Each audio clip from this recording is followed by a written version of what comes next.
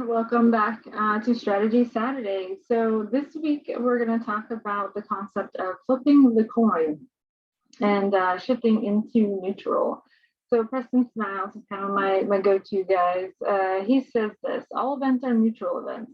It's our interpretation of them that makes them good or bad, right or wrong. So we need to shift into neutral. To see the world from the lens of the possibility. It's like when you actually put a car into neutral, it has options, right? You can go forward, you can go backwards and reverse, or you can maybe stay where it's at.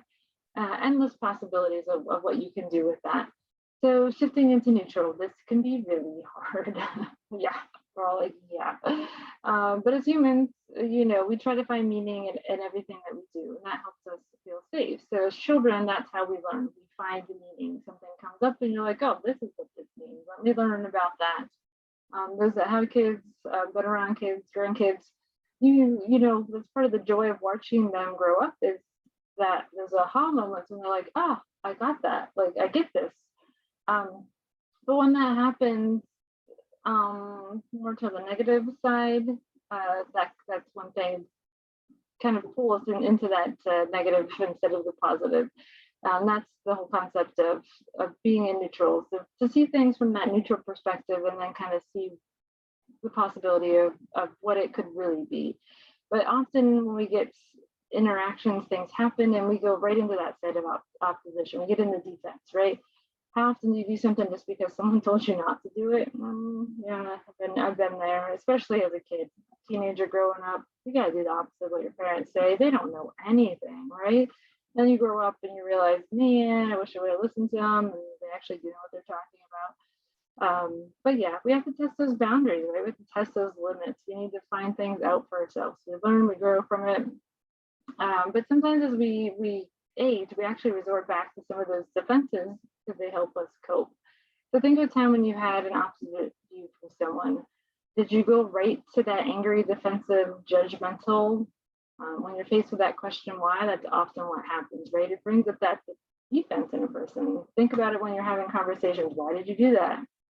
Because I did. Like, why were your kids? Why do I have to listen to you? Because I said so, right? That's always the go-to kind of defense for parents. But even though this situation might be neutral, you really don't have a super strong opinion about something. But because someone says, why do you? Why did you? You get in that defense. So kind of start thinking about things from that neutral perspective. You can always look at this as being mindful as well, observing your life from that non-judgmental, compassionate, kind of accepting attitude. It's just us being aware and paying attention more to the experience from moment to moment. Sometimes the thoughts and emotions you used to have are just no longer important to us. Things change, you grow, you mature, priorities change as well. So try not to react automatically, right? Just kind of stop, pause, take a nice breath, give thought to the situation, maybe look at things from that neutral point of view. And maybe we'll make some wiser choices in your life as well. Maybe not as much conflict, which I like to avoid conflict, so I'm there. It can also be helpful with dealing with those difficult, maybe superiors or those encounters that you get at work, the coworkers, patients, the families. Think about what's the other perspective of that person. Stay in that neutral position. Is the patient lashing out because they're just very overwhelmed by a new diagnosis? They're having fear, and you're the person that they see right in front of them, so you kind of get the brunt of it. Easier to take it out on the nurses and families sometimes, but put yourself in their shoes, right? It's not always the easiest concept when you're getting yelled at, but use that power of the breath, try to remain in neutral, and maybe see all the possibilities of the situation before you kind of jump right into that negative defensive position. So if you find that concept of shifting into neutral maybe a little too much, we're just going to flip the coin, right? There's always two sides to everything. So flip the coin. There's positive and you've got the negative perspective. So whatever situation you're in, maybe stop, flip the coin. What's the other perspective look like, right? Often this is us flipping from negative into that positive perspective. But to actually have a little coin, it's an Australian equivalent to a penny, that's a keychain, and it reminds me, as one of my anchors, reminds me to flip the coin. What's the other point of view in the situation? Reframing things exactly is kind of what that is. For me, recently, if you guys have been following, and I think I've mentioned it a couple times, I've kind of ran into a black hole situation, a lot of work, a lot of remediation, thought it's going to be a simple fix. Ended up ripping out subflooring in 2 rooms, replacing flooring in 5 rooms, cleaning everything in my house from head to toe.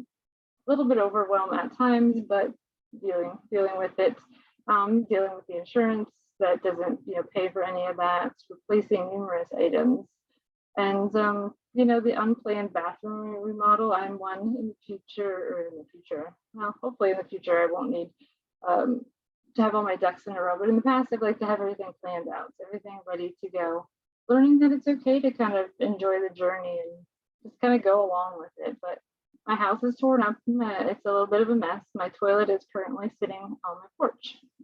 Great place for it, right? But let's flip the coin.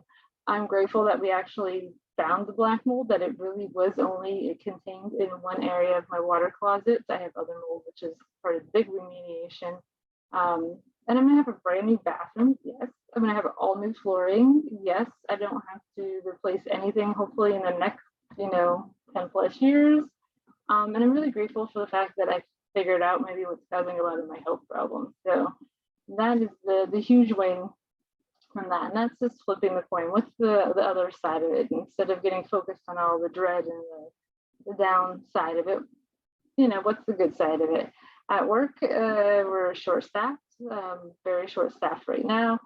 Sometimes you might say my manager doesn't get it. All I do is sit in their office all day long. Well, let's stop here a minute. Let's flip that coin. What's the other perspective? We have enough staff to get done what's most important for the patients and for the staff. And my manager's been on the phone all day. I should ask if they're actually trying to find staff. That's what they're doing. And my clinician left early today because they're coming in tonight to work the night shifts. Recently with us, we have 3 clinicians on my floor, and they've all been in regular staffing, working every random shift right along with us in the trenches. Daily battle trying to find staff with recent people moving on. So it's not just you, it's everywhere, but let's flip the coin, see if we can find a different perspective. That shifting into neutral or flipping the coin is all about interpretation of the situation. Is it really good? Is it bad? Is it wrong? Is it right? What meaning do you give it? And what's the opposite perspective? It will help you in your relationship. So, try to give this a try as you move forward. Try to be that positive person on your floor as well, and in your life in general. Set those positive intentions. Thanks for joining me this week for Strategy Saturday, where we explore how to navigate those challenges of nursing. I will see everyone next week, and I hope you all have a great weekend.